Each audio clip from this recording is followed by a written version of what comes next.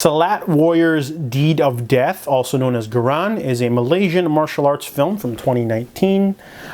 This movie is about Nat Arip. He is a fuck-up. There's no other way to describe it. He steals his father's land deed so he can gamble with it, and he loses it to some violent loan sharks, and they show up at his house, but he's not there, so his brother, sister, and his father and his uncle are all there to sort of have to deal with the aftermath.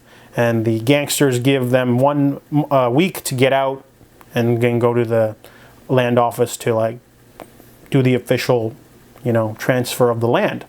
So, this is a very simple plot, but then the movie just sort of disappears. There's no real story.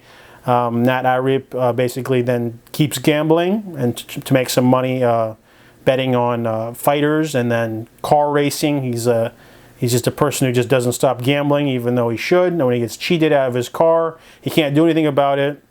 The movie's not really focused on having an actual story.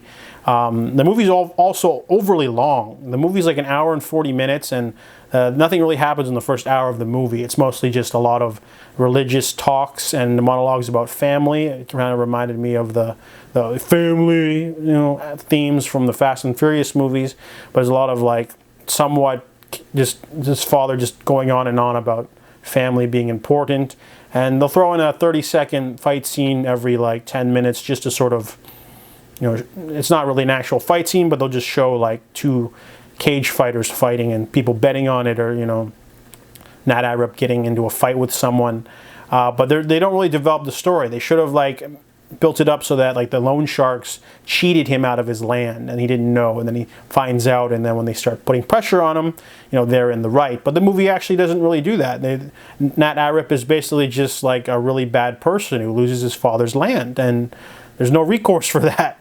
So they kidnap him, and then his brother decides to fight everyone. So the movie comes alive at the 1:10 mark, where thugs go after all of his family members. They fight him off, and then he goes in and starts kicking in some heads with some pretty solid fight scenes. Nat Arip's brother just basically shows up and starts kicking in heads and taking everyone out. And I guess most of the movie's budget went into this last half hour. The last half hour of the movie is just like non-stop action with him going around, and then he goes to this warehouse and has to fight a series of sub-bosses. And then the movie ends with no resolution of the story.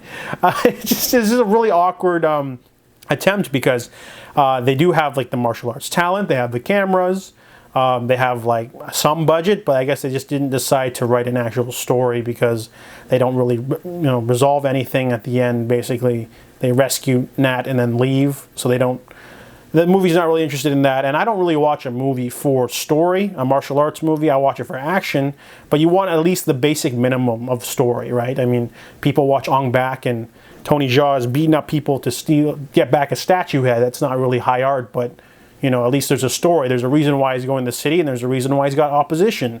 But if Ong Bak ended with him not getting the statue head back and just leaving, people would be scratching their heads. And that's why this movie does have some decent martial arts sequences, but it's not really worth waiting 1 hour and 10 minutes to get to that. And some of the choreography is a little bit slow. I noticed that whenever someone has a weapon, they go a little bit slower. They telegraph their moves pretty quickly. And the female fighter, Fatima, she's her fight scenes don't look very convincing.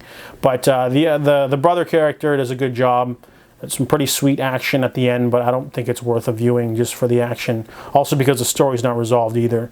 So Silat Warrior's Deed of Death, is an interesting showcase of Silat, but I don't really. It was an ordeal to get to the good stuff. So I give it a 4.5 out of 10.